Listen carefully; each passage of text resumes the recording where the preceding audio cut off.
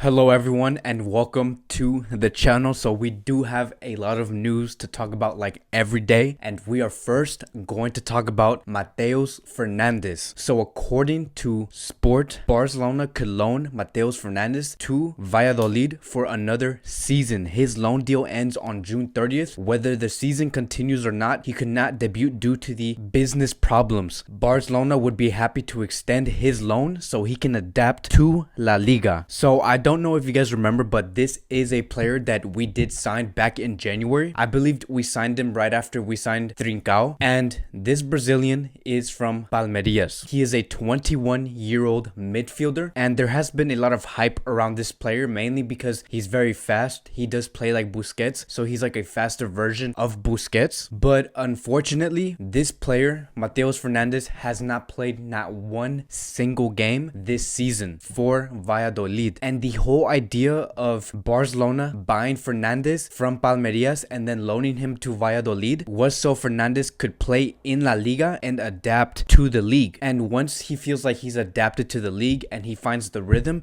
he can finally go to Barcelona at the end of the 2020 season and then be in full rhythm and he'll be ready. So right now, since he hasn't played not one game so far this season for Real Valladolid, the best solution for him is to loan him out for one more full season. Not for half a season, but for the full season, meaning we should bring him back in the summer of 2021, and then from there we'll see if he is ready or not. Now moving on to the next topic of the day, and we are going to talk about Pedri, but his real name is Pedro Gonzalez Lopez. Pedri is just his nickname, so that is what we are going to call him. So he did have an interview. He did speak with FCB, which is FC Barcelona. He did have an interview with them, and this is what he had to say. He spoke about multiple different topics about who's his favorite player, how he feels at the club right now. And I do want to point out one thing that he said at the end of his interview, and this is what he said. Setien's football is what I like to practice. I love the associative and positional game, and that Barcelona has such a coach because I think it can help me the way I play. And so Pedri is a highly anticipated Spaniard player. We did purchase him from Las Palmas back on September 2nd, 2019, meaning that his arrival will be in the summer of 2020, which is not too long from now. He will be in the team like in about 2 to 3 months. And at 17 years old, Barcelona really do see a lot of potential in this player. And let me tell you why. Once Pedri does come to FC Barcelona in the summer of 2020, most likely he will join Barcelona B, because again, we have to remember he's only 17 years old, and if he does play better and he destroys everyone in the second division, then of course, yes, let's promote him to the first team. But let's say he does go to Barcelona B, his release clause is going to be 100 million euros. And then if he's promoted to the first team, and let's say that he does extremely well, then his release clause is going to go higher and it will be set at 400 million euros. And we should expect him to be in the first team sooner rather than later. Hopefully we can see this guy, Pedri, follow the footsteps of Ansu Fati. And we do have a report coming from Mundo Deportivo. They have claimed that Barcelona see Pedri ready to be in the first team, and at 17 years old, seeing his age and seeing what these reports are claiming that he might potentially go into the first team, that really reminds me of Ansu Fati, and that makes me very excited. That makes me very excited for the future. So I really do hope we get to see Pedri maybe in the preseason, maybe in the first few games of FC Barcelona for the 2020-2021 season. And so let me know what you guys think about that player. Now moving on to the next topic of the day, and we are going to talk about some huge news because everyone was talking about this player last night, and we are going to talk about Alexander Isak. So according to Cadena said, they have claimed that Barcelona are looking at alternatives for in case they fail to bring in Inter Milan man Lautaro Martinez. Alexander Isak is one of the names being considered by the Barcelona sports area. The young Swedish would be a lot cheaper than Martinez. And so Barcelona do have a set list on the replacements just in case they don't sign Lautaro Martinez. They do have plan A, plan B, plan C, plan D. And so if Barcelona do not get Lautaro Martinez, the guy that Barcelona will be looking for will be Alexander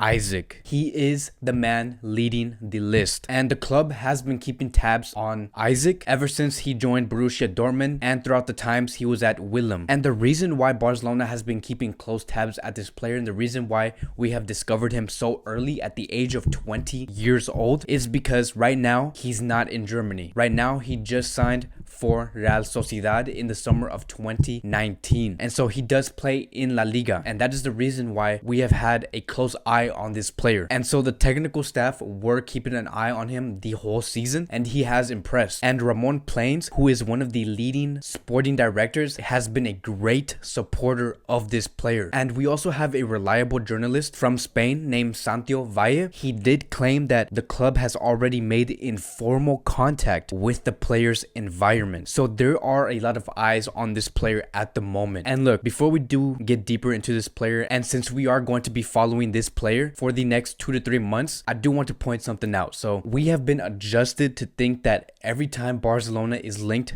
to a young player who is like 17, 18, 19, 20 years old coming from a foreign club, that does not mean that this player is going to be the next El Fenomeno, because who knows if he's going to be ready or not. We don't know if this is going to be a hit or bust. I do want you guys to just take consideration over all of these players. I don't want you guys to get too overhyped, and we should keep our expectations low when we do scout players like this. But he has been known for his pace, his speed, and many people have compared him to Braithwaite just because of his pace. And again, that's probably the main reason why he stands out so much, is because Barcelona lacks that width and the speed. And so people will be keeping a close eye on this player, and the expectations of this player is going to be extremely high, only because we have said that this will be the replacement, the backup plan if we do not get Lautaro Martinez. And he has been favored because his release clause is 65 to 70 million euros, which is almost half of what we have to pay for Lautaro Martinez. And people are saying, yes, he's a lot cheaper, we should bring him in, and he is only 20 years old. But I do want to give you guys another perspective on this.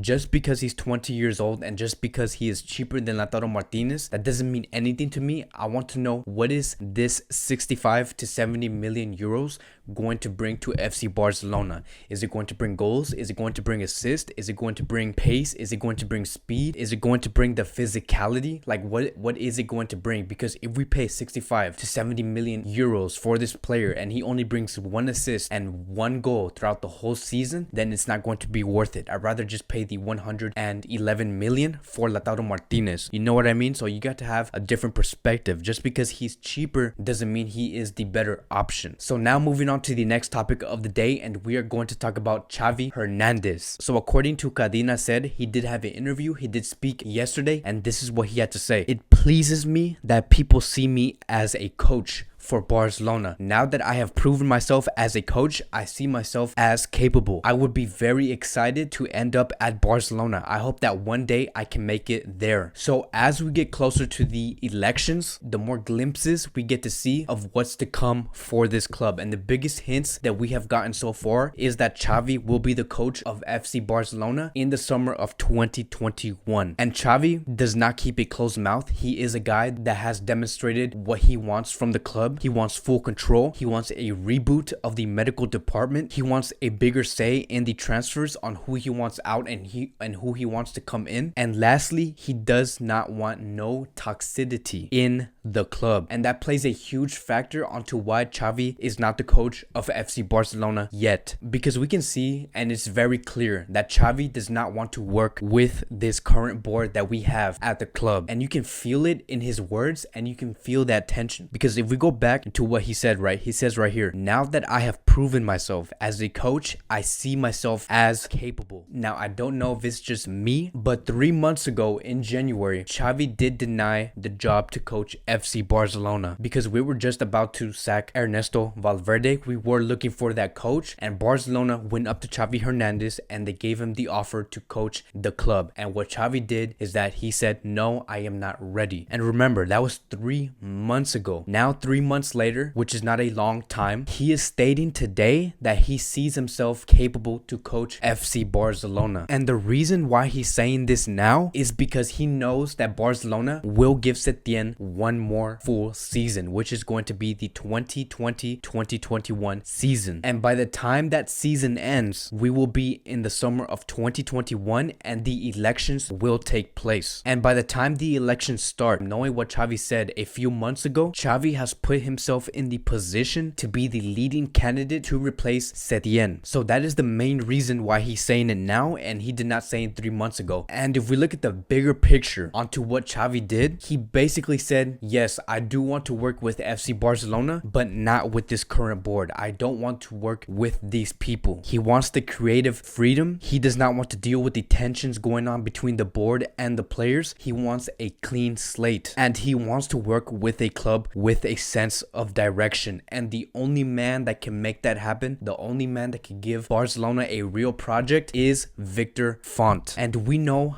how close Xavi Hernandez and Victor Font is. Victor Font favors Xavi Hernandez to coach FC Barcelona, and Xavi favors Victor Font to be the president of FC Barcelona. And we are going to expand a lot more on that topic in another video, and we are going to talk about what Victor Font is going to bring to the club inside the field and outside the field, and we are going to talk about what Xavi Hernandez is going to bring tactically to the field. Like, what is that team going to look like when we do hit that summer of 2021? Now moving on to the last topic of the day, and we are going to talk about a rumor that came out yesterday, and it is between Antoine Griezmann and Lautaro Martinez. So according to GDS, they have claimed that Inter Milan want Antoine Griezmann in return for Lautaro Martinez. And we did explain earlier that Inter Milan will not take no player swap unless it's going to be Antoine Griezmann and Lautaro Martinez. Because would that swap deal make sense? Yes, it would make sense to both clubs. But we tend to forget, right,